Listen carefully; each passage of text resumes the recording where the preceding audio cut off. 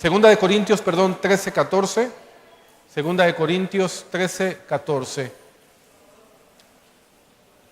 Para estudiar hoy un tema interesante.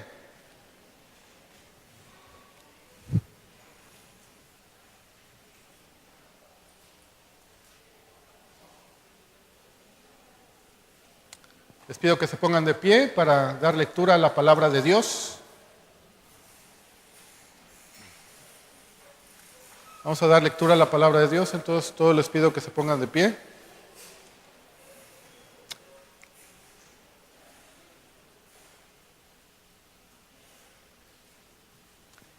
Dice el texto: la gracia del Señor Jesucristo, el amor de Dios y la comunión del Espíritu Santo sean con todos vosotros. Amén. Pueden sentarse. Bueno, hoy vamos a ver un tema doctrinal. Continuamos con la serie que vamos a estar intercalando con Marcos, la serie de la doctrina de Dios. Y hoy, que había preparado desde la semana pasada, vamos a ver un tema doctrinal difícil de explicar, un tema doctrinal también que ha tenido muchos debates a lo largo de la historia del cristianismo, que se ha visto de diferentes formas, sobre todo con lo que tiene que ver de quién es Dios, y a través de diferentes grupos religiosos y en algunos momentos grupos cristianos, pues han tratado de encontrar quién es Dios y cómo es Dios. Y hoy el tema doctrinal que vamos a desarrollar, un tema difícil, hay tantos pasajes en la Biblia, pero traté de resumir de alguna manera lo más posible estos pasajes para que podamos nosotros tener un pequeño conocimiento de cómo es Dios. Y hoy vamos a ver el tema de la doctrina de la Trinidad de Dios. La doctrina de la Trinidad de Dios, y el tema le he titulado Dios Trino. Dios Trino. Entonces, vamos a desarrollar esta doctrina que es la doctrina de la Trinidad de Dios. Como les he comentado, esta doctrina de Dios es la que distingue el cristianismo de las demás religiones, es la Trinidad. Es a la vez una de las doctrinas más difíciles de entender y explicar. Y lo que vamos a hacer es enseñar lo que la palabra de Dios nos dice acerca de quién es el Dios que adoramos, cómo es el Dios que adoramos. Y la Biblia nos presenta a un Dios trino, es decir, un único Dios en tres personas. Es difícil, es complicado, es controversial, pero vamos a desarrollar y vamos a ver muchos textos bíblicos. Yo les recomiendo que apunten los textos, porque esto nos va a permitir de alguna manera tener una defensa de nuestra fe, en qué creemos nosotros, cuál es nuestra creencia, quién es ese Dios al cual adoramos, cómo es. Y de alguna manera también nos va a servir para fortalecer nuestra fe y que nosotros tengamos una conciencia de quién es ese Dios al cual nosotros adoramos, y además presentar defensa contra aquellos que quieren desvirtualizar lo que la palabra de Dios dice de ese Dios al cual nosotros adoramos. En 2 Corintios capítulo 13, versículo 14, vemos ahí una evidencia, en primer lugar, de esta Trinidad. Dice la palabra de Dios: la gracia del Señor Jesucristo, el amor de ¿quién? De Dios, y la comunión del Espíritu Santo sean con todos vosotros. Amén. Vemos al Señor Jesucristo vemos al Padre y vemos al Espíritu Santo en este texto. Es interesante que vemos aquí, en primer lugar, ¿a quién? Al Señor Jesucristo, porque en este pasaje se quiere resaltar la obra redentora del Hijo. Entonces, la gracia del Señor Jesucristo, el amor de Dios y la comunión del Espíritu Santo sean con todos vosotros. Amén. Lo primero que nosotros vamos a hacer es que vamos a ir en primer lugar a desarrollar lo que dice el Antiguo Testamento de quién es Dios, cómo es Dios. Después nos vamos al Nuevo Testamento acerca de la pluralidad de Dios, tanto en el Antiguo como el Nuevo, y después vamos a ver y a resumir lo que es esta doctrina de la Trinidad. En primer lugar, el Antiguo Testamento enseña que hay un solo Dios. Es lo primero que debemos de establecer como base. El Antiguo Testamento enseña que hay un solo Dios. Y vamos a ver los pasajes que enseñan esto. Deuteronomio 4:35.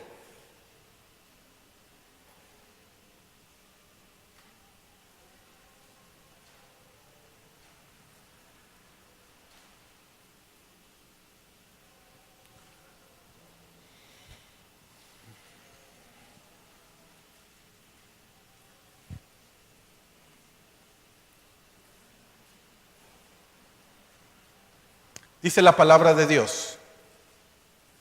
Deuteronomio 4:35.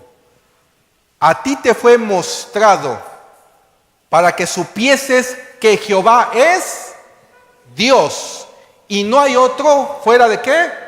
De él. No hay otros dioses, solamente Jehová es Dios. No hay dos dioses, no hay tres dioses, solamente hay un Dios. Y este es Jehová. Deuteronomio 32:39.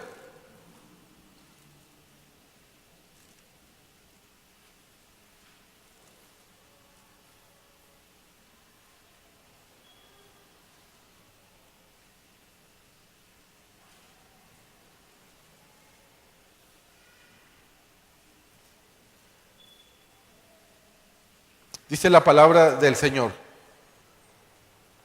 Ved ahora que yo soy, y no hay dioses conmigo. Yo hago morir y yo hago vivir. Yo hiero y yo sano. Y no hay quien pueda librar ¿de qué? De mi mano. Claramente aquí el texto nos dice que no hay dioses con Él. Él es el único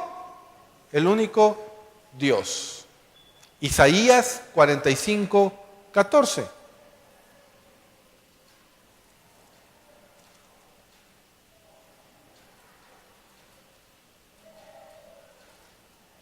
Dice la palabra del Señor. Así dice Jehová: el trabajo de Egipto, las mercaderías de Etiopía y los sabeos, hombres de elevada estatura, se pasarán a ti y serán tuyos. Irán en pos de ti, pasarán con grillos, te harán reverencia y te suplicarán diciendo: ciertamente en ti está Dios y no hay otro fuera de ¿qué? De Dios. Aquí los pasajes nos están diciendo que solamente hay un Dios, no hay otros dioses. Por eso el judaísmo, que es de donde salen las Sagradas Escrituras, son monoteístas, es decir, creen en un solo Dios. A nosotros, precisamente por esta doctrina de la Trinidad, muchas veces nos han catalogado de politeístas. Pero vamos a demostrar que el concepto de la Trinidad no está fuera de lo que la palabra de Dios dice. Nosotros también creemos que hay un solo Dios. No hay dos dioses, no hay tres dioses, no hay 4 dioses. Hay un solo Dios. Y esto también lo vemos en Deuteronomio capítulo 6, versículo 4, en donde claramente nos habla de la unidad de Dios. Deuteronomio capítulo 6, versículo 4.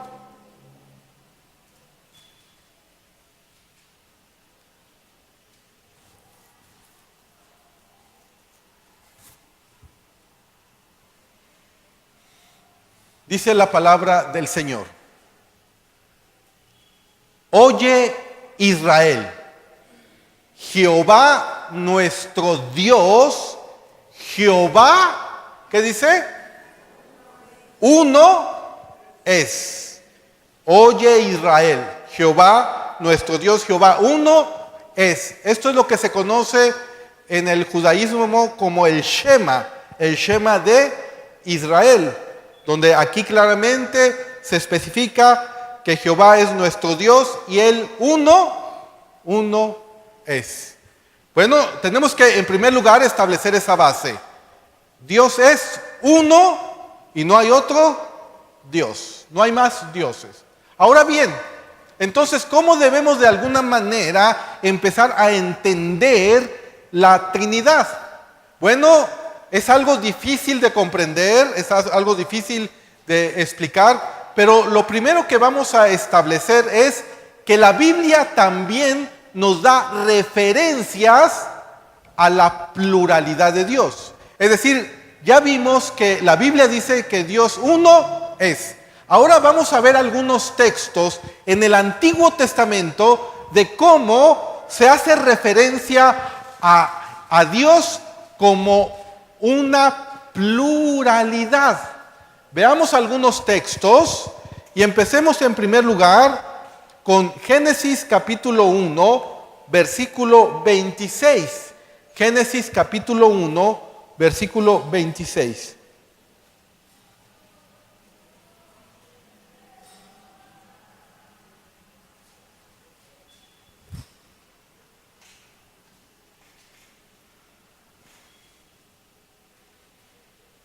Dice la palabra del Señor: Entonces dijo Dios, hagamos al hombre a nuestra imagen. Entonces empieza ahorita nuestra mente a hacer cortocircuito. A ver, pastor, ¿cómo? Acabamos de leer que la Biblia dice que Jehová, nuestro Dios, Jehová uno es.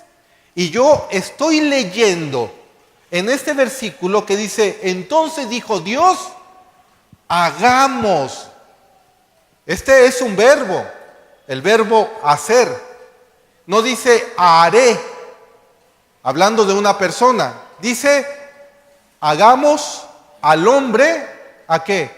A nuestra imagen, conforme a nuestra semejanza, y señoree en los peces del mar, en las aves de los cielos, en las bestias, en toda la tierra y en todo animal que se arrastre sobre la tierra. ¿Cierto? Entonces aquí vemos una cierta pluralidad con este verbo en plural, hagamos. Veamos otro ejemplo en Génesis 3:22.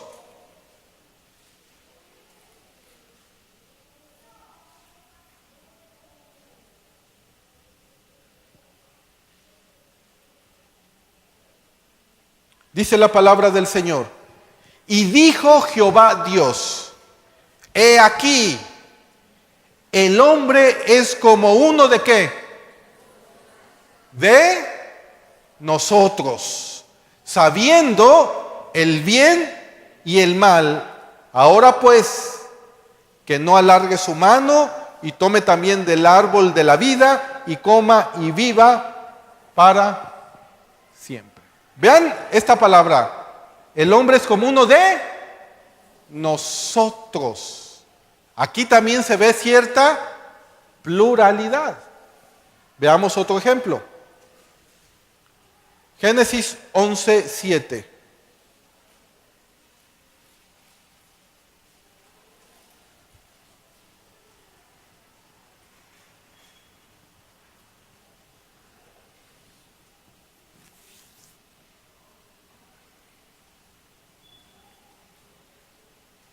Dice la palabra del Señor. Ahora pues, descendamos y confundamos allí su lengua, para que ninguno entienda el habla de su compañero. Y aquí vemos entonces estas dos palabras o estos dos verbos. Descendamos y confundamos. ¿Quién está hablando aquí?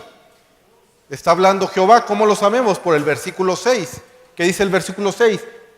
Y dijo Jehová, he aquí el pueblo es uno, y todos estos tienen un solo lenguaje, y han comenzado la obra, y nada les hará desistir ahora de lo que han pensado hacer. Ahora pues, descendamos y confundamos allí, ¿qué cosa? Su lengua. Si ven otra vez aquí, en este pasaje, esta pluralidad, descendamos y confundamos. Isaías 6:8.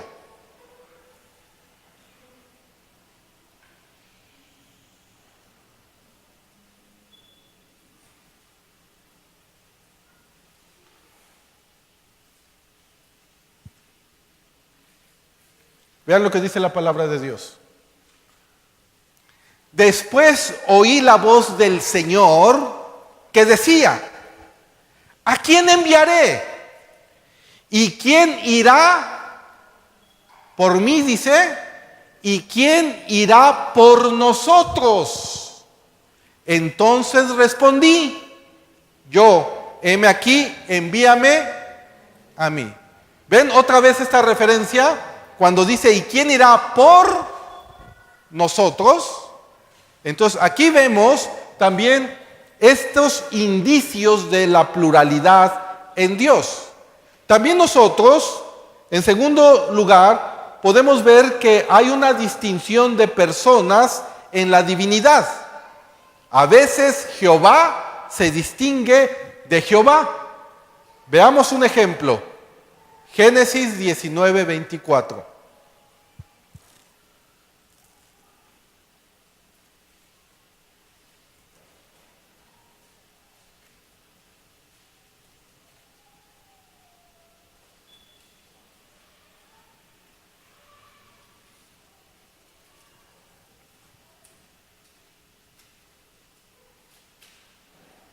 Dice la palabra del Señor. Entonces Jehová hizo llover sobre Sodoma y sobre Gomorra azufre y fuego de parte de Jehová desde los cielos. ¿Sí lo ven? Repito, entonces Jehová hizo llover sobre Sodoma y sobre Gomorra azufre y fuego de parte de Jehová desde los cielos. O sea que aquí vemos dos Jehová. El primer Jehová que vemos aquí hizo llover sobre Sodoma y sobre Gomorra. Y dice que de parte de ¿quién? De Jehová. O sea, como si hubieran dos aquí Jehovás, ¿sí? Un Jehová que hizo descender, un Jehová que hizo llover, y ese Jehová iba de parte de Jehová. Es lo que el texto está diciendo. Veamos otro ejemplo. Isaías 59:20.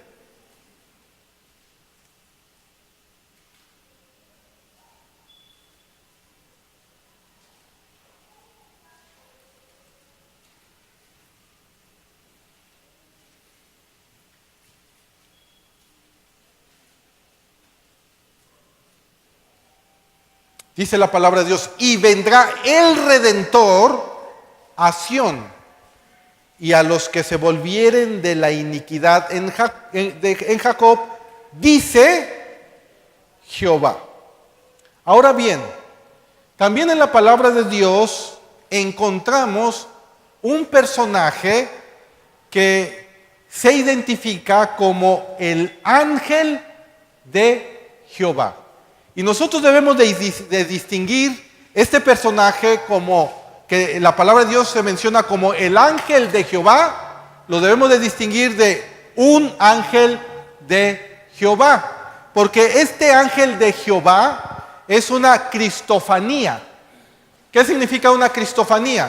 Una cristofanía es Cristo manifestado en el Antiguo Testamento antes de la encarnación. Se le llama la preencarnación ¿de quién?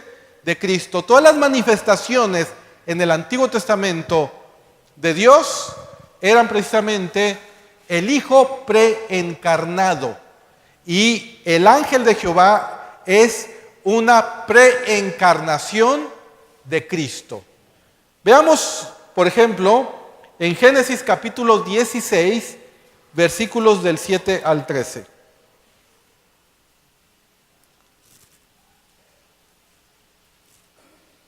Si ya en su mente ya empieza a hacer cortocircuito, pídanle a Dios: Señor, dame iluminación, dame entendimiento, Señor, ayúdame a comprender estos pasajes bíblicos, porque solamente Dios nos puede hacer entender su palabra.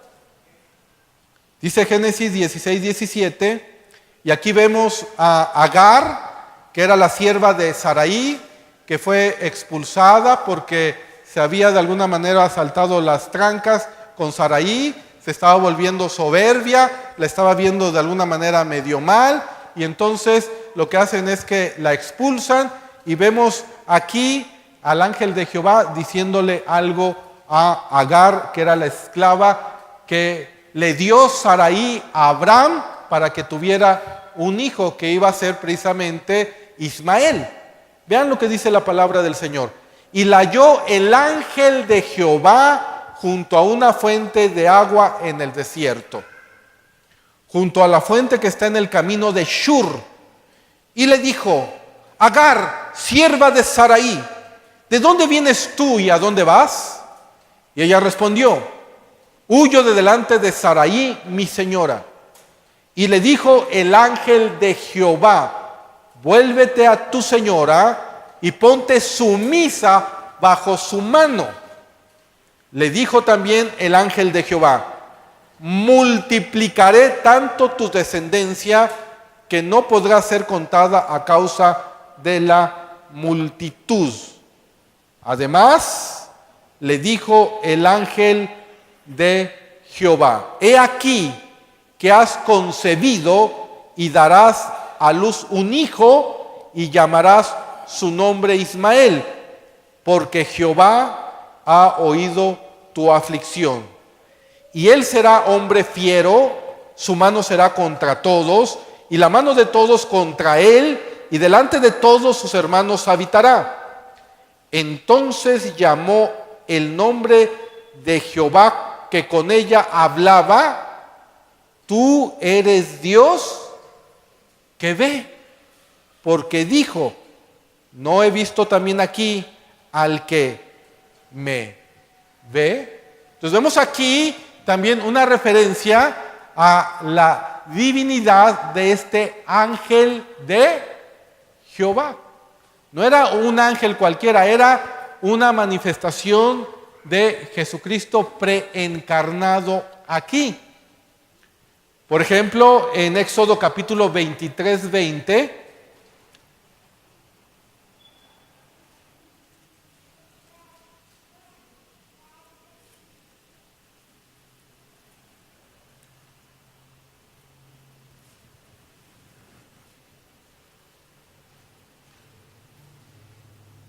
Éxodo 23, 20.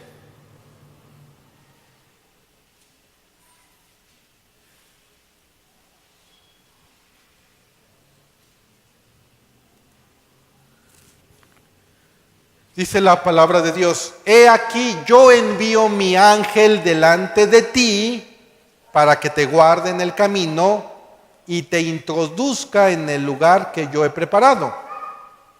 Guárdate delante de él y oye su voz. No le seas rebelde, porque él no perdonará vuestra rebelión. Porque mi nombre está ¿en dónde? En él. Porque mi nombre está en él. Ahora veamos Isaías 63, del 9 al 10.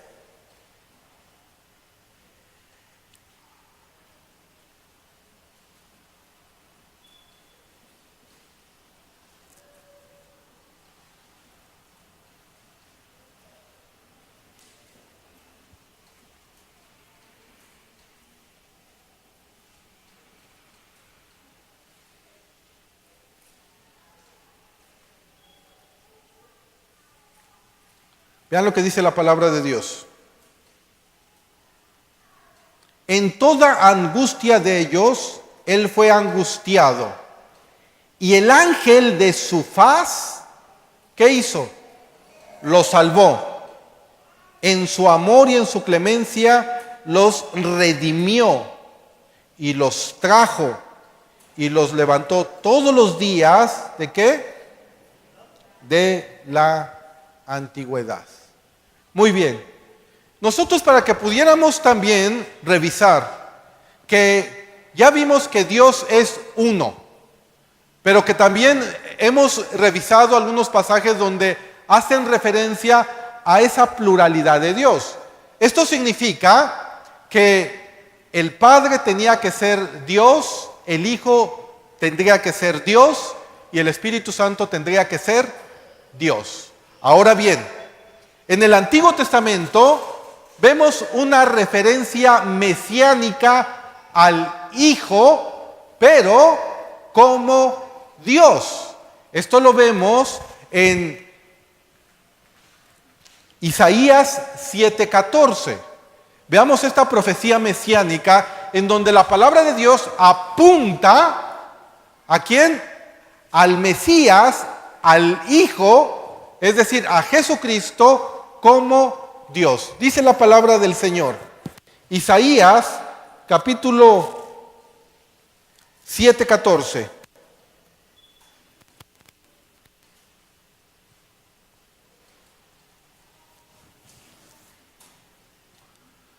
Vean lo que dice la palabra de Dios. Por tanto, el Señor mismo os dará señal. He aquí que la Virgen concebirá y dará a luz un hijo. ¿De dónde vino Jesús? De una virgen. ¿Cómo se llamaba esta virgen? María. Y se cumplió en la persona de Jesús. Entonces dice, por tanto el Señor mismo os dará señal, he aquí que la Virgen concebirá y dará a luz un hijo. Y llamará su nombre, ¿cómo?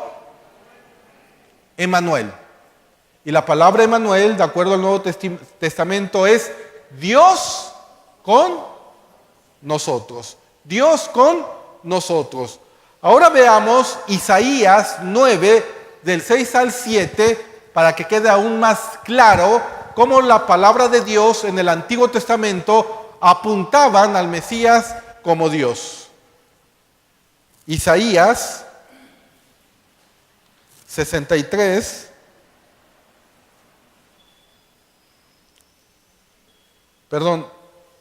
Isaías 9 del 6 al 7.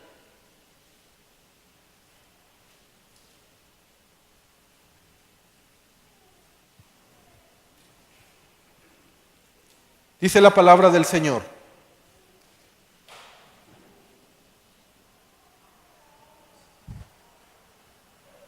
Porque un niño nos es nacido, hijo nos es dado, el principado sobre su hombro, y se llamará su nombre admirable, consejero, ¿cómo? Dios fuerte, Padre eterno, príncipe ¿de qué? De paz. Claramente esta profecía mesiánica apunta al Mesías como Dios fuerte, como Padre eterno. ¿Sí lo ven? Ahora bien, ya vimos en el Antiguo Testamento que la Biblia dice que hay un solo Dios. Ya vimos en el Antiguo Testamento algunas referencias de la pluralidad de Dios. Ya vimos también cómo en algunos textos se hace referencia a Jehová de otro Jehová. Y ya vimos el ángel de Jehová con ciertos atributos de divinidad. Ya vimos el pasaje que apunta a el Mesías como Dios. Pero el Nuevo Testamento debe de alguna manera también coincidir con lo mismo que el Antiguo Testamento dice para que esto pueda tener armonía y nosotros de alguna manera poder tener defensa de nuestra fe cuando nos dicen, es que ustedes creen en varios dioses. No, la Biblia dice que hay un solo Dios, un único Dios. Pero también la Biblia dice que Jesús es Dios. Y la Biblia dice que el Espíritu Santo es Dios. No lo entiendo, pero es lo que dice la Biblia. Entonces algo tenemos que hacer con lo que la palabra de Dios nos está revelando.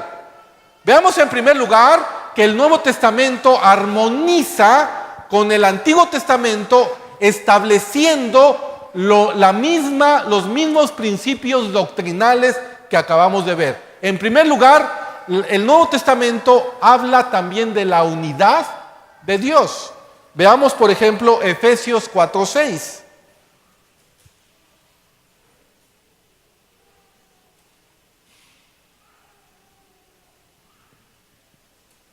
Efesios 4:6. Dice la palabra del Señor. Vean lo que dice. ¿Qué dice?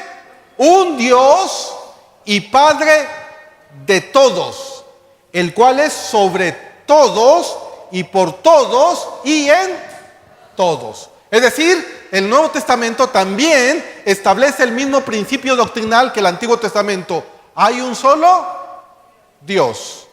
Santiago 2:19.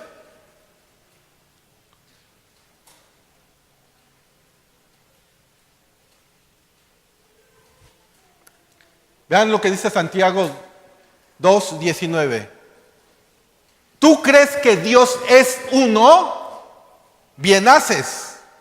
¿Tú crees que Dios es uno? Bien haces. ¿También los demonios creen? Y te ganan, dice, tiemblan. También los demonios creen. Es decir, que los demonios también creen que Dios es uno. Entonces, nosotros creemos que Dios es uno. Pero los demonios tiemblan. También nosotros debemos de temblar ante ese Dios todopoderoso. Ahora, el mismo Señor Jesucristo establece también este mismo principio doctrinal que el Antiguo Testamento de que Dios es uno. Veamos Marcos capítulo 12, versículos del 29 al 30.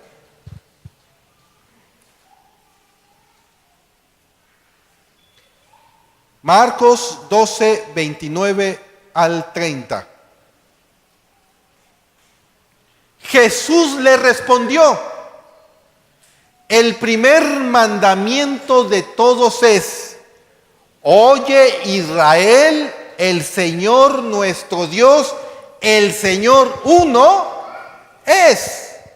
Y amarás al Señor tu Dios con todo tu corazón y con toda tu alma y con toda tu mente y con todas tus fuerzas. Este es el primer principal mandamiento. Ok, entonces algunos dicen y argumentan, bueno, Jesús está diciendo que Dios es uno. Entonces, si Jesús está diciendo que Dios es uno, entonces Él no es Dios. ¿Por qué? Porque uno es uno, ¿cierto? Pero sin embargo, la Biblia claramente nos muestra en el Nuevo Testamento de que Jesús también es Dios. Y eso es lo que vamos a demostrar. Entonces, si Jesús también es Dios, aquí hay de dos sopas. O hay dos dioses, o hay algún concepto que tenemos que establecer de tal manera que no perdamos el principio doctrinal de que Dios es uno. Y este concepto debe ser ¿la qué? La Trinidad. Porque aunque no está en la Biblia la palabra Trinidad, lo que sí está en la Biblia es, en primer lugar, que Dios es uno. En segundo lugar, que hay una cierta pluralidad en el Antiguo Testamento de que habla no solamente de un Dios, sino como de tres personas. Y además, el Nuevo Testamento nos da la revelación de que Jesús es Dios. Y no solo eso, sino que también el Nuevo Testamento nos da la revelación de que el Espíritu Santo es Dios. Entonces veamos en primer lugar la divinidad de Cristo en el Nuevo Testamento. En Juan capítulo 1, versículo 1, vemos el primer pasaje.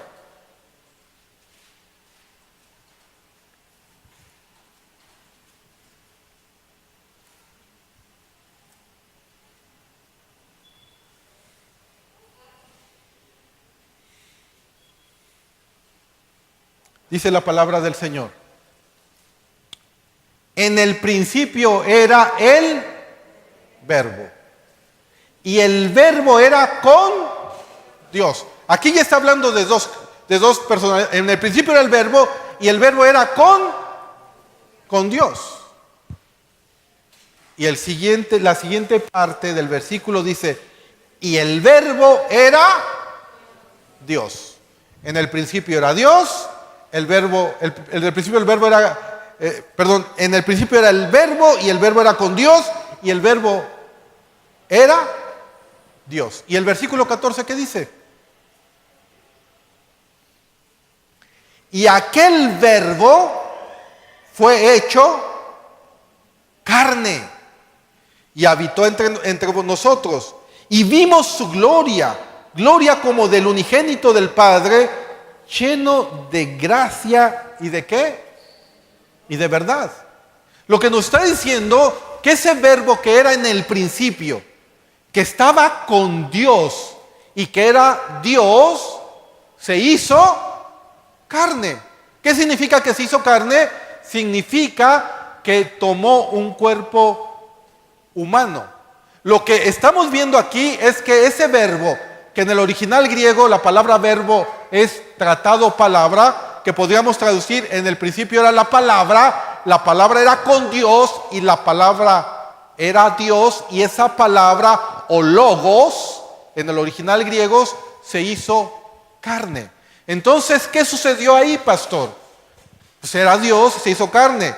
Lo que sucedió fue lo que el Filipenses, el apóstol Pablo, nos dice, que él se despojó de ser en forma de Dios y se humilló para tomar una característica humana. Veamos lo que dice Filipenses capítulo 2, versículos del 5 al 7. Y ahí sí pongan mucha atención, porque voy a mencionar algunas palabritas que están así, ¿y eso qué? ¿Con qué se come? Pero vamos a explicarlo. Primeramente Dios, para que ya no estés viendo el Calimán y empieces a introducirte más al conocimiento de la palabra del Señor. Dice la palabra de Dios: haya pues en vosotros este sentir que hubo también en Cristo Jesús, el cual siendo ¿en qué? En forma de Dios, no estimó el ser igual a Dios como cosa a que aferrarse. ¿Sí ven el versículo 6? El cual siendo en forma de Dios, no estimó el ser igual a Dios como cosa a que aferrarse, sino que se despojó a sí mismo, tomando forma de ¿qué? De siervo, hecho semejante ¿a quién? ¿Qué nos está diciendo este pasaje? ¿Que él era en forma de qué? De Dios. ¿Pero qué hizo? Se despojó y se hizo siervo, tomando semejanza de ¿qué? De hombre. Esta palabra despojó no significa que él se quitó de sus atributos divinos, sino que él se despojó de esa gloria que tenía con el Padre. Ahorita lo vamos a ver. A esta acción de Jesús de despojarse de ser forma de Dios se le conoce en la teología como kenosis. Kenosis es como se conoce en la teología. Cuando oigas en el internet o en un estudio bíblico, es que hubo una kenosis, lo que significa es que Jesús se despojó de siendo en forma de Dios. ¿Y se hizo qué? Se hizo semejante de hombre. Muy bien, a esta acción de hacerse semejanza de hombre, de tal forma que Jesús tenía que ser 100% Dios y 100% hombre, hubo una mezcla, por decir así, de la sustancia divina con la sustancia humana. Y a esto se le conoce como la unión hipostática de Cristo. Repito, se le conoce como la unión hipostática de Cristo. Para que hubiera esa unión hipostática de Cristo en donde esa parte divina se mezclara con esa parte humana, lo primero que tuvo que haber hecho Cristo es humillarse, despojarse, la kenosis. ¿De qué? De ser en forma de ¿quién? De Dios. ¿Para qué? Para que Él pudiera tener un cuerpo humano, pero sin perder sus atributos divinos. ¿Qué fue lo que hizo? Simple y sencillamente, Él estaba en la gloria con Dios y Él, por amor a nosotros, decide tomar un cuerpo humano, despojarse de esa gloria para que Él en ese cuerpo humano pudiera ser el sacrificio perfecto para nuestra eterna redención. Ahora, Él tenía que ser 100% hombre y 100% Dios. ¿Por qué? Porque a través de esa forma humana Él podía terminar con el pecado y también con la muerte. Pero tenía que ser 100% Dios para que Él nos pudiera otorgar, escuchen esto, eterna redención. Si él nada más fuera hombre, como algunos dicen, Él no podría ofrecernos eterna salvación, no podría ofrecernos eterna redención. Él tenía que ser 100% hombre y 100% divino. ¿Para qué?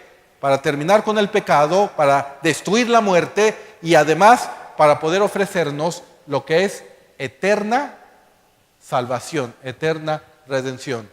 ¿Me expliqué? ¿O ya se quedaron así como, ¿what? Bueno, compren el disco para que lo vuelvan a escuchar. Y lo estudien. Muy bien. Jesús tenía que ser 100% Dios y 100% hombre.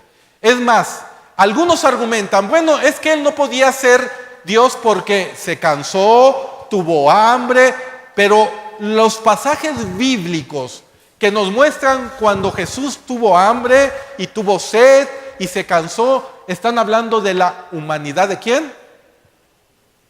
De Cristo. Pero entonces, ¿cómo podemos ser congruentes con la divinidad de Cristo?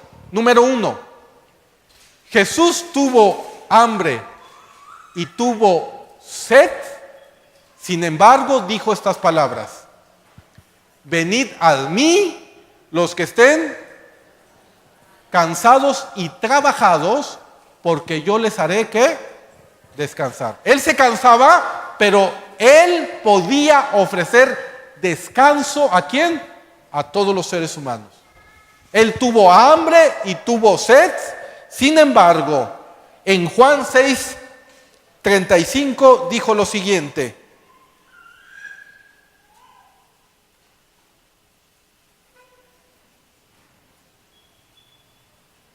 vean lo que dice el Señor. Jesús les dijo: yo soy el pan de vida. El que viene a mí, ¿qué dice? Nunca tendrá hambre. Y el que en mí cree, no tendrá sed jamás. Pregunta: un hombre común y corriente le puede ofrecer a otro hombre que jamás tenga este hombre ni sed ni hambre? No. ¿Quién lo puede ofrecer? Solamente Dios. Dios puede ofrecerle al hombre que otro hombre no tenga sed y no tenga hambre jamás. Entonces aquí vemos la divinidad ¿de quién? De Cristo, porque Cristo le está ofreciendo al hombre que nunca tenga hambre y si creen en Él, que nunca tenga sed. Entonces vemos que Jesús tuvo hambre, sí, en su parte humana, tuvo sed en su parte humana, pero también Él ofrece, número 1, el descanso a todos. Número 2, que nunca tenga uno hambre y nunca tenga, ¿qué? Sed. Muy bien. En Juan capítulo 17, versículo 5, el Señor dijo estas palabras.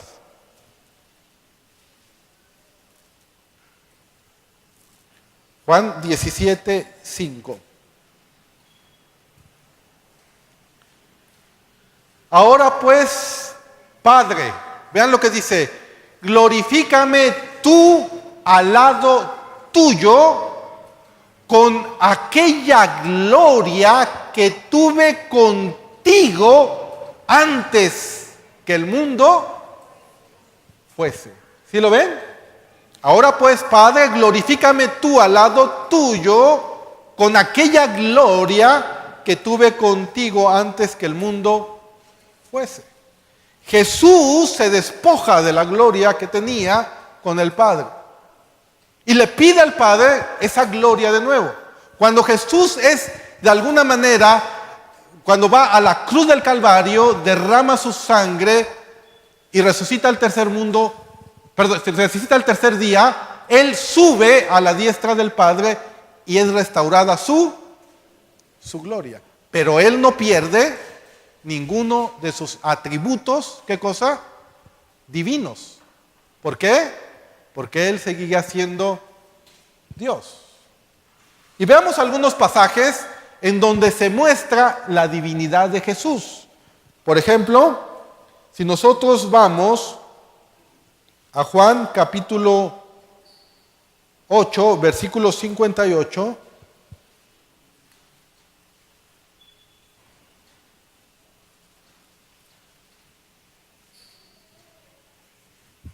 vean lo que dice la palabra de Dios.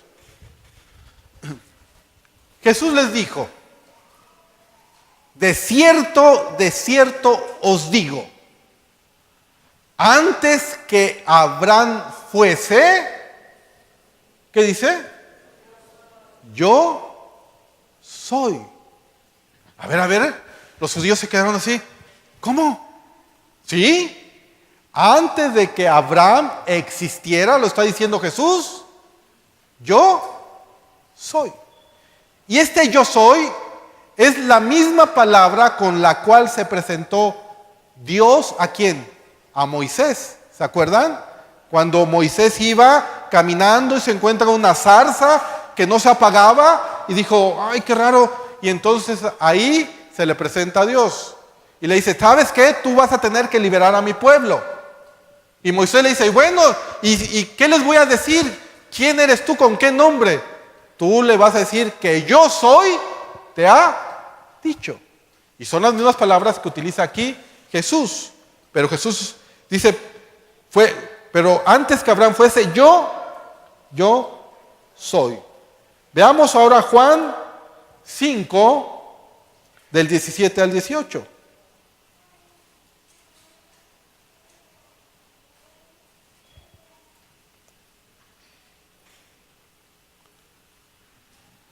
Dice la palabra de Dios.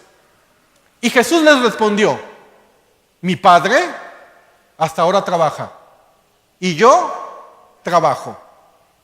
Por esto los judíos aún más procuraban matarle, porque no solo quebrantaba el día de reposo, sino que también decía que Dios era su propio Padre, haciéndose igual. ¿A quién? ¿Por qué mataron a Jesús?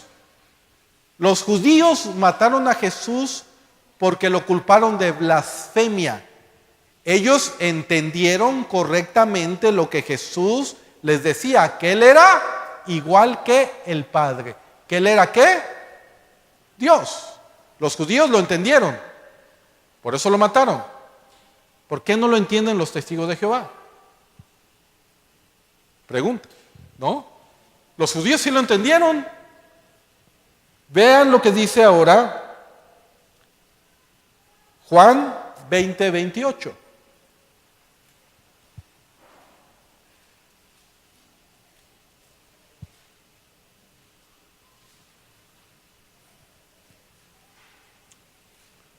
Así que cuando te encuentres con un testigo de Jehová, pregúntale, ¿por qué mataron a Cristo los judíos? ¿Cuál fue la razón por la cual lo mataron? A ver qué te dice. Dice el versículo 28. Entonces Tomás respondió y le dijo, Señor mío, ¿y qué? Y Dios mío. Señor mío y Dios mío. En 1 Timoteo capítulo 3, versículo 16.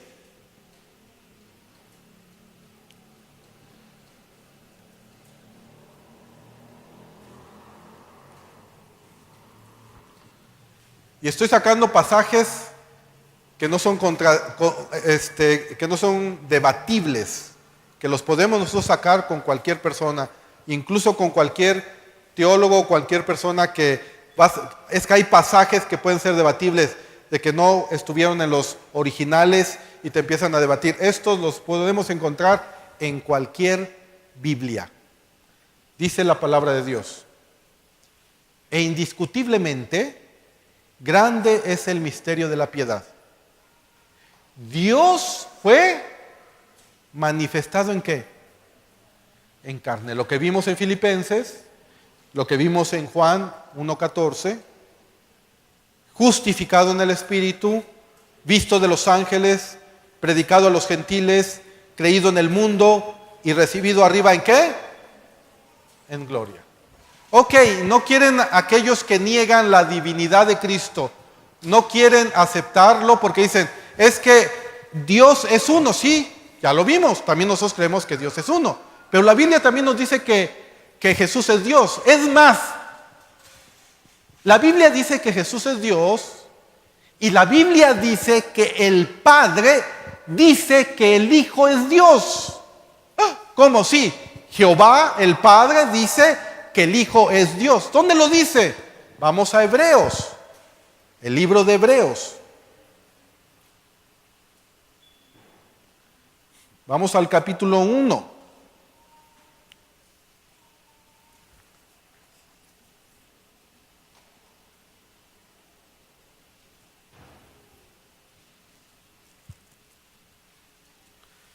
Y vamos a leer del versículo 5 al 8. Vean lo que dice la palabra de Dios. Porque ¿a cuál de los ángeles dijo Dios jamás? Mi hijo eres tú, yo te he engendrado hoy y otra vez, yo seré a él padre y él me será a mí hijo.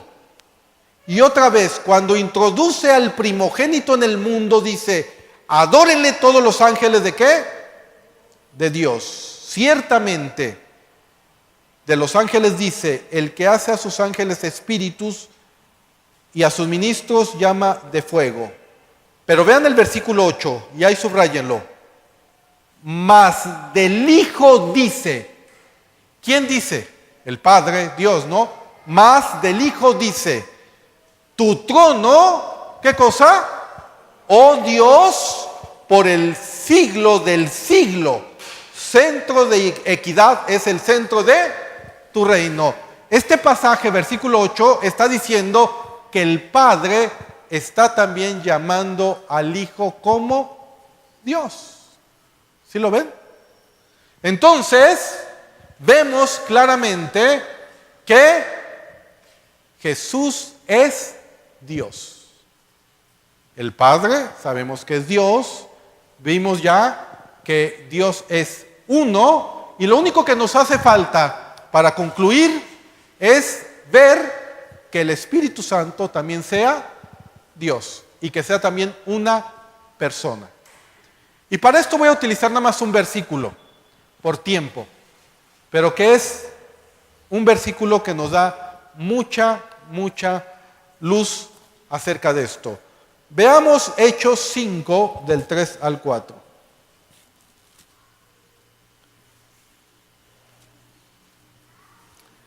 Dice la palabra de Dios. Hechos 5 del 3 al 4. Y dijo Pedro: Ananías, ¿por qué llenó tu corazón? ¿Por qué llenó Satanás tu corazón para que mintieses a quién? Al Espíritu Santo y sustrajeses del precio de la heredad. Pregunta: algunos creen que el Espíritu Santo es una fuerza activa nada más.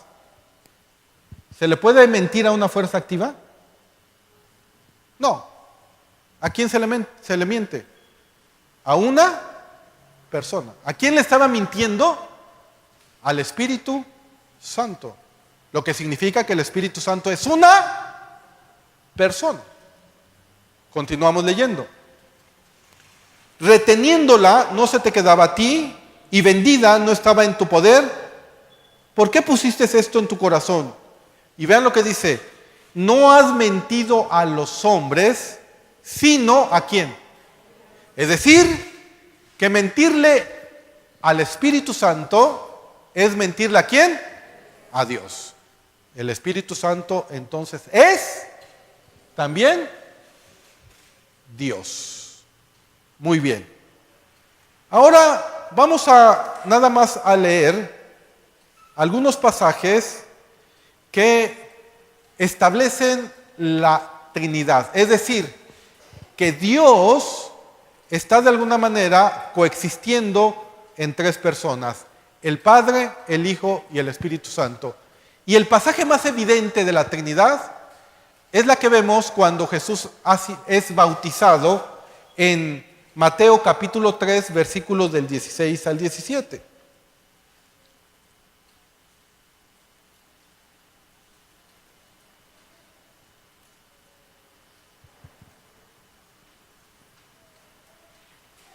Vean lo que dice la palabra de Dios. Y Jesús, después que fue bautizado, subió luego ¿de qué? Del agua. Y aquí los cielos le fueron abiertos. Y vio el Espíritu de Dios que descendía como ¿qué? Como paloma, y venía sobre él. Y hubo una voz de los cielos que decía: este es mi Hijo amado, en quien tengo ¿qué? Complacencia. Aquí se ven en un punto en el tiempo, precisamente al Padre que hablaba y decía: este es mi Hijo amado, en el cual tengo complacencia. Vemos al Espíritu Santo en forma de ¿qué? De paloma, que se posó sobre Jesús, y vemos a Jesús, que era el que se iba a bautizar. Entonces vemos aquí a la Trinidad: el Padre, el Hijo y el Espíritu Santo. En Mateo 28, 19,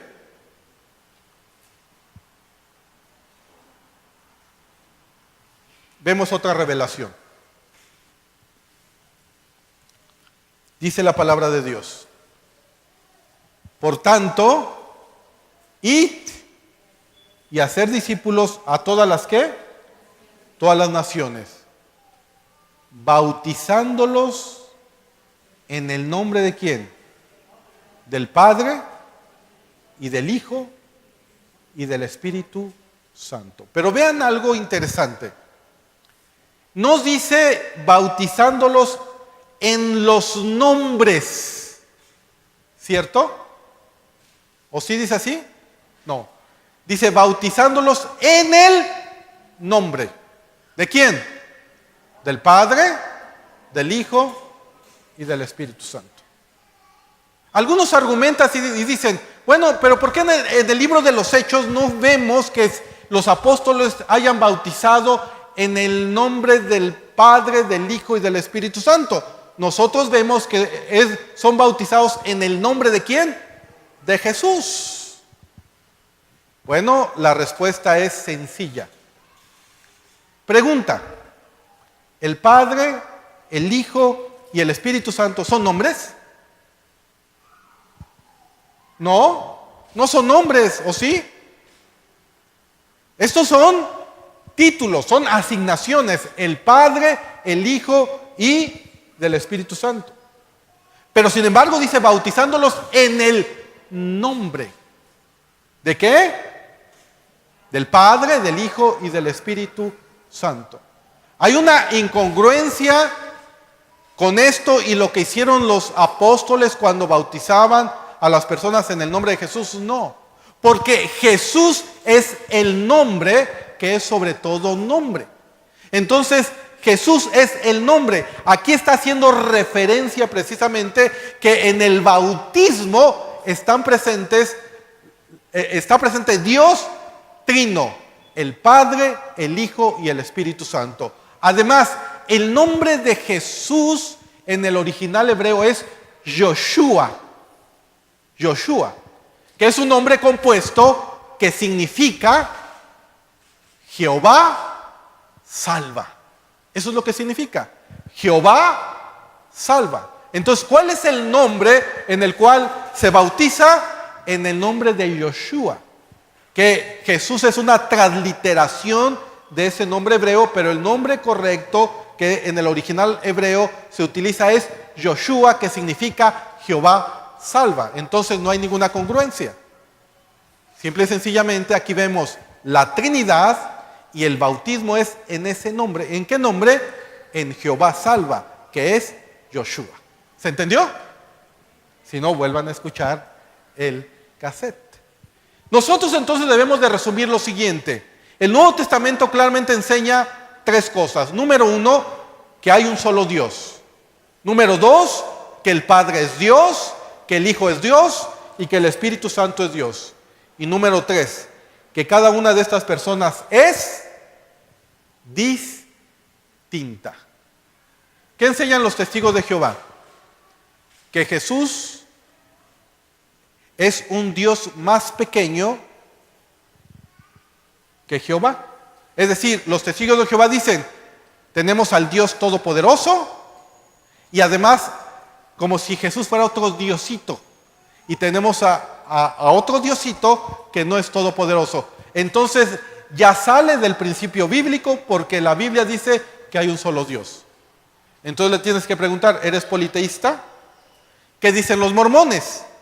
Los mormones dicen que el Padre es un Dios, que el Espíritu Santo es otro Dios y que Jesús es otro Dios. Los mormones enseñan que son tres dioses.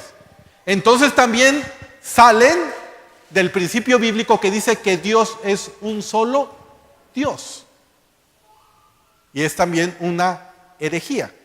Y hay algunas iglesias pentecostales que enseñan que solamente Jesús es Dios, que se le llaman solo Jesús. Esto viene de una doctrina que se llama modalismo. ¿Qué es el modalismo? El modalismo dice lo siguiente, que el Padre se manifestó en Jehová en el Antiguo Testamento, pero ese mismo Dios se manifestó en Jesús en el Nuevo Testamento. Y que ese mismo Dios se manifestó en el Espíritu Santo. Entonces, es el mismo Dios manifestado en tres personas, pero en diferente tiempo. El Dios como Jehová en el Antiguo Testamento, Dios como Jesús en el Nuevo Testamento y Dios como el Espíritu Santo en la historia de la iglesia. Es decir, ellos dicen que no están coexistiendo tres personas, sino que es una misma persona, pero en tres épocas diferentes. Ese es el modalismo, que también es una herejía. ¿Por qué? Porque la Biblia claramente nos muestra que Dios sí está manifestado en tres personas, es un solo Dios, pero en todo tiempo y al mismo tiempo. ¿Sí me explico? Por esta razón tenemos que definir la Trinidad, y con esto termino. Vamos a definir la Trinidad de la manera siguiente. Y esto es importante para poder de alguna manera contradecir lo que enseñan los modalistas o los que enseñan que es solo Jesús o solo Jesús, los que enseñan acerca de que son tres dioses y los que enseñan que Jesús es un ser creado y que es otro diosito más pequeño que Jehová. ¿Cómo definimos la verdadera doctrina de la Trinidad? Solamente hay un Dios único y verdadero. Solamente hay un Dios único y verdadero. Pero en la unidad de la deidad hay tres personas coeternas y coiguales. Repito, solamente hay un Dios único y verdadero, pero en la unidad de la deidad hay tres personas coeternas y coiguales. Iguales en sustancia, pero distintas en subsistencia. Iguales en sustancia, pero distintas en subsistencia. Esta es la definición de la Trinidad. Es decir, hay un solo Dios y hay tres personas en ese Dios, que son iguales la una de la otra. Que ellos vinieron bajo el principio de la subordinación. Es decir, Jesús se subordina al Padre y el Espíritu Santo se subordina al Padre y el Hijo. El Padre planeó la redención y apunta al Hijo. El Hijo ejecuta el plan redentor y siempre va a apuntar ¿a quién? Al Padre. Y el Espíritu Santo, que es el que nos regenera, que es el que resucitó a Jesucristo de entre los muertos y es el que nos santifica, Él apunta al Hijo para que nosotros le demos gloria al Hijo. Es decir, está apuntando al Hijo. Y Jesús también dijo, cuando oren, oren al Padre, ¿en qué? En mi nombre. Y sabemos que es a través de la comunión en el Espíritu Santo. Y entonces con eso ya podemos terminar, y voy a terminar con el mismo pasaje que leímos al principio. Segunda de Corintios capítulo 13, 14. Pónganse de pie. Y ahora, entendiendo que Dios es un Dios trino, es un Dios, es una Trinidad, son tres personas que son coeternas, coiguales, que están bajo el principio de la subordinación. Los tres son un solo Dios. Dice la palabra del Señor: la gracia del Señor Jesucristo, el amor de Dios y la comunión del Espíritu Santo sean con todos vosotros. Amén. Gracias te damos, Señor, Padre eterno, por tu palabra, por la revelación que tú nos has dado, Señor, de tu palabra. Hoy venimos delante de ti, Señor. Hoy reconocemos la revelación bíblica. Hoy te reconocemos a ti como nuestro único Dios. Y creemos, Señor, Padre eterno, que en tu misericordia nos has revelado, Señor, que coexistes con el Hijo y con el Espíritu Santo de igual manera, que son coeternos y coiguales. Nosotros reconocemos a Jesucristo como nuestro Señor y como Dios. Reconocemos a tu Espíritu, que es el que nos ayuda a vencer las obras de la carne, también como Dios. Y estamos aquí, Señor, delante de ti, dándote gracias a ti, Padre eterno, en el nombre de Jesús, por medio del Espíritu Santo. Sabiendo, Dios Todopoderoso, que tú estás en este lugar y que habitas entre tu pueblo. Gracias te damos, Señor, porque fortaleces nuestra fe y nos guías y nos das la enseñanza adecuada y el alimento adecuado para nuestro espíritu.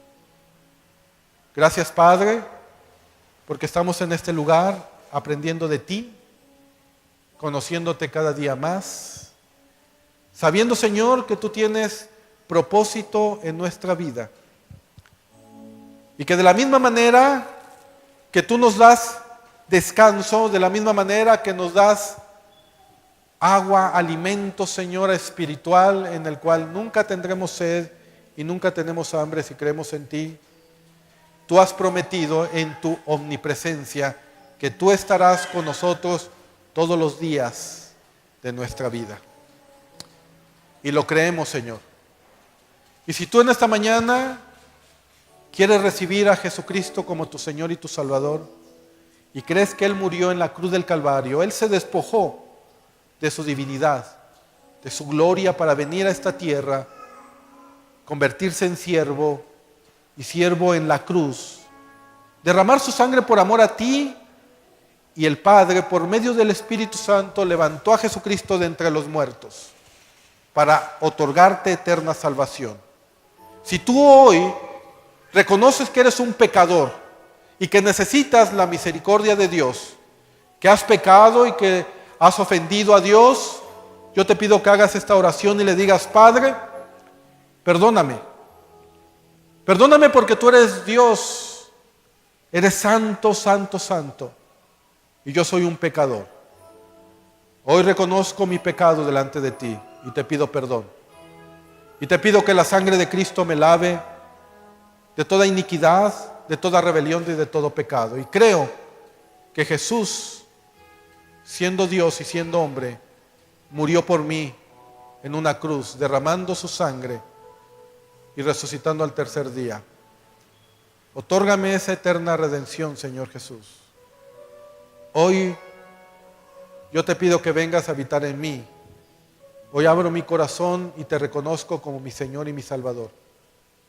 Y hazme una nueva criatura por medio de tu Espíritu. Y yo creo que tú estarás conmigo hasta el fin del mundo. Gracias, Señor. Gracias te doy por lo que has hecho en esta tarde en mi vida. Y también te damos gracias, Padre, por los diezmos, por las ofrendas. Te damos gracias, Señor, porque tú diste la ofrenda más grande que jamás nosotros pudiéramos pensar o recibir, Señor, tu Hijo amado Jesucristo. Y hoy reconocemos que tú eres el proveedor de todas nuestras cosas. Y hoy queremos participar, Señor, en tu obra. Recibe estos diezmos y estas ofrendas, Padre, que tu pueblo da como un olor fragante. Y que seas tú glorificado y exaltado en todo momento. Te damos la gloria y la honra. En el nombre de Cristo Jesús. Amén.